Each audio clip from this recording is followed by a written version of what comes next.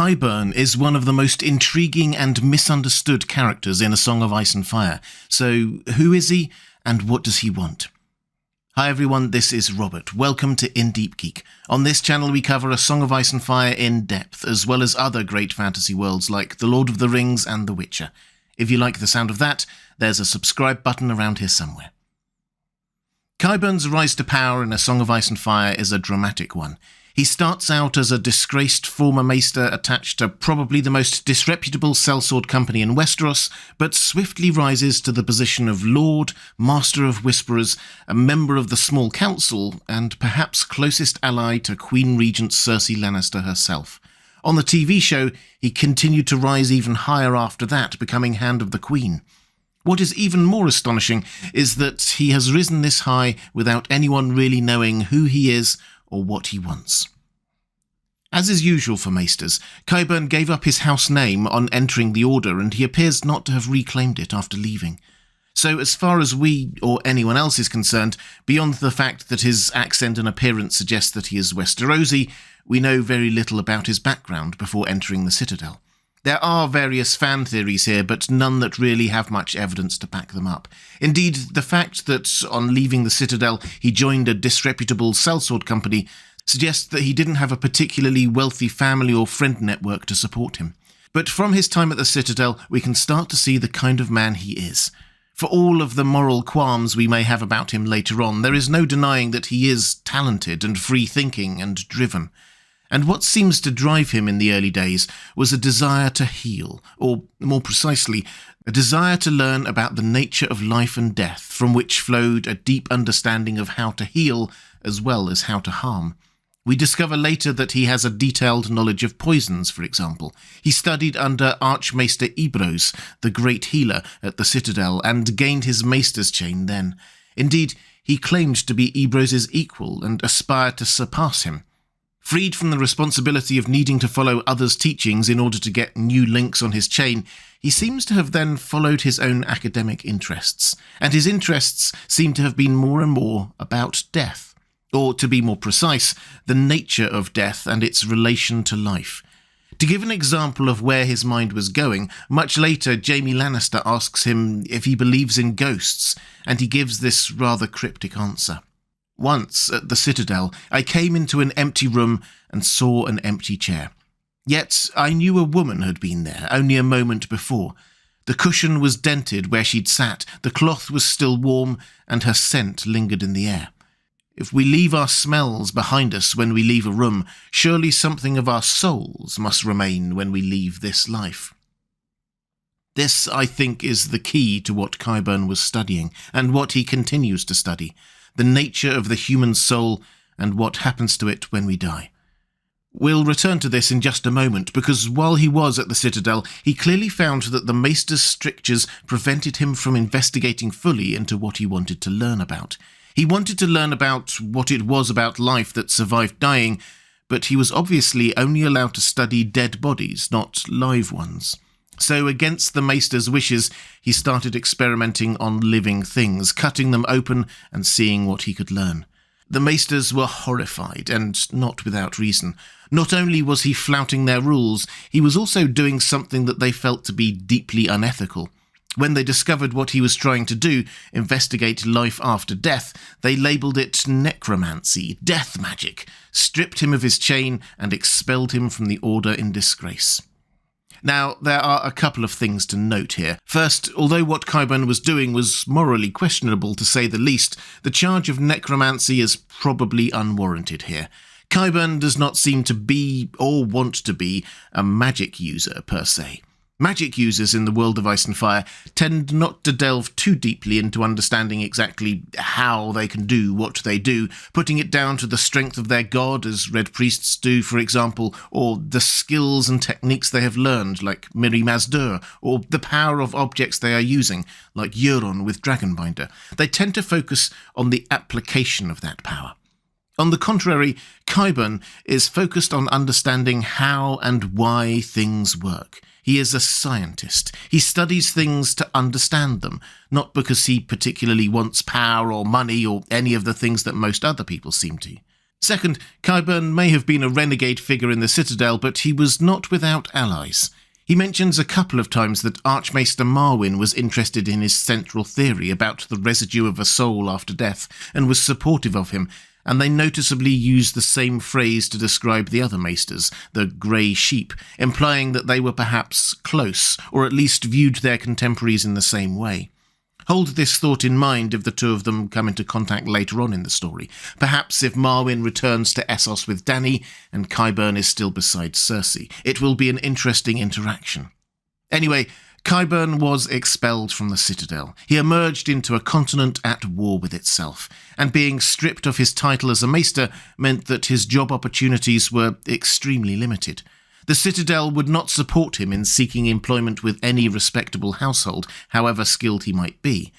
But Qyburn is a resourceful man. He still had his skills and was undoubtedly a talented healer, which is useful in a time of war.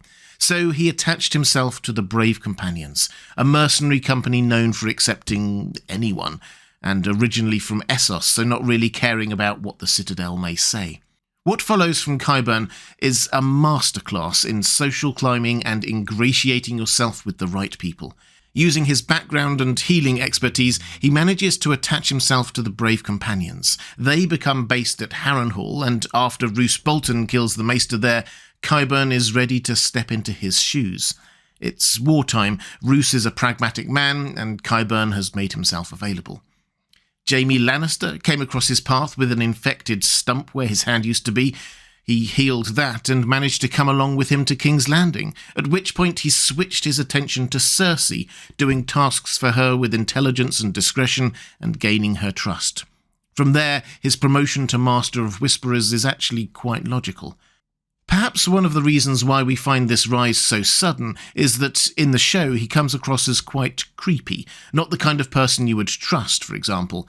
Anton Lesser's acting is excellent, it always is, but he's a slightly different character in the books. In the books, his appearance is that of a kindly, grandfatherly type. He is described as having warm eyes with laughter lines around them. And many people genuinely seem to find him agreeable company, as well as extremely competent and discreet.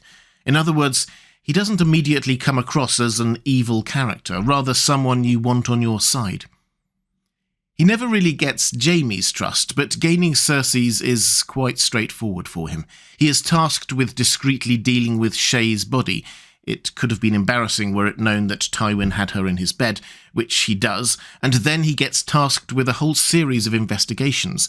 How did Tyrion escape? Was the mountain poisoned by Oberyn Martell? And he proactively suggests a few things that Cersei would love. An assassination attempt on Jon Snow, a suggestion that she can stop Maggie the Frog's prophecies from coming true by killing her rival, a new massive and ultra-loyal champion ready-made for her in Robert Strong. After this flurry of ingratiating behaviour, Cersei clearly views him as loyal, particularly when he sticks by her when she is arrested by the Faith Militant. This, however, is classic Cersei misreading the situation. From the little we do know of Qyburn's history, it's clear that loyalty is not his strongest trait. He gave up his family name to join the Maesters, then didn't abide by their teaching when it inconvenienced him, then took up with the Brave Companions, who were aligned to the Lannisters, and stayed with them when they turned cloak to betray the Lannisters and join forces with Robb Stark and the Boltons. Then he changed sides again to join with the Lannisters once more. Qyburn is not loyal. He sides with whoever he thinks is best placed to help him with what he wants, and at the moment that is Cersei. So what does he want? He wants the time and resources to continue his studies into life after death. He now has that, of course, having been given virtual free rein in the Black Cells to pursue his studies, together with gold to buy whatever he wants, and a constant stream of people, alive and dead, to experiment on.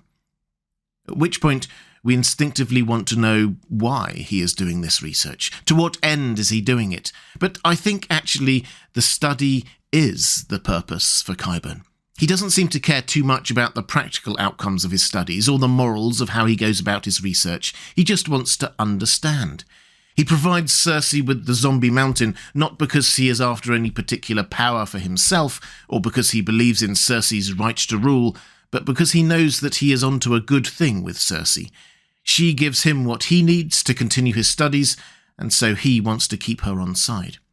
In terms of science fiction and fantasy tropes, he is Baron Frankenstein, using scientific experiments to create life, or unlife, and then not really knowing or caring about what to do with it, or what the implications might be. He is, in the truest sense, amoral. The moral implications of what he is doing are not of any importance to him whatsoever.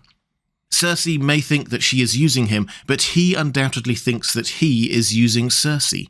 He isn't her friend or someone who cares deeply about her success. Theirs is a symbiotic relationship, both providing what the other needs because they in turn get what they need. So what does all this mean for the story? Well, above all else, we can expect to see Qyburn continue his studies. He didn't make a huge song and dance about it, but I think we can safely assume that the creation of the zombie mountain was some kind of breakthrough for him. He has captured what lingers of the soul after death and animated it in some way. And if he can do it once, then he can do it again.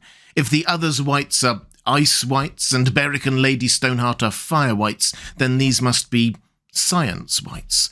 Qyburn animated Robert Strong not through belief in a god or anything like that, but by figuring out how to do it in a series of gruesome experiments. Science. Second, we shouldn't think of Qyburn as Cersei's loyal lieutenant. He is only with her because she provides what he needs. The moment a better offer comes along, he could easily jump ship. Remember the only ally that we have ever known him to have? Archmaester Marwyn. In the books, he has just embarked on a journey to find Daenerys and support her. We will probably soon see Marwyn and Qyburn serve opposing queens. It will be interesting to see if the two of them make contact, and if they do, if they decide between themselves who they would rather have rule in King's Landing. And finally, but perhaps most importantly, we have to accept that within the world of Ice and Fire, Qyburn's theory about the soul surviving death seems to be right. We may not know the exact mechanics of it, but it is beyond doubt that death is not necessarily the end for characters in A Song of Ice and Fire. We see this in Beric Dondarrion and Lady Stoneheart. We see it in the Spellsinger's ability to walk into weirwood trees when they die. We see it in the memories that seem to survive in the faces used by the Faceless Men. And we see it in the Whites reanimated by the others. These may all look like different phenomena, but they can all be linked by Qyburn's central theory that something lingers of people's souls after they die. In the world of Ice and Fire, people label all of these instances as magic, but this brings to mind Arthur C. Clarke's third law, which is that any sufficiently advanced technology is indistinguishable from magic.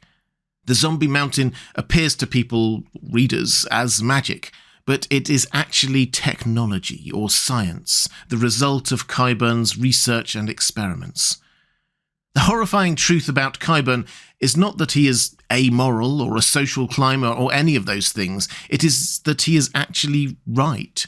He has figured out a fundamental truth about how something magical works in Westeros, about the nature of life and death, and no one else has. He may have been expelled by the Maesters, but he is at the forefront of their push to understand the nature of the world through science, and not by magic or religion or superstition. Do you agree? What do you think Qyburn wants? Let me know in the comments below. If you'd like to see more videos digging deep into A Song of Ice and Fire, there's a playlist appearing now on the left of your screen. Or if you might like more content from me like live streams, interviews and in-depth discussions, you might like to check out the link to my other channel, IDG Live. Thanks for watching. That's all for this time. I'll see you again soon.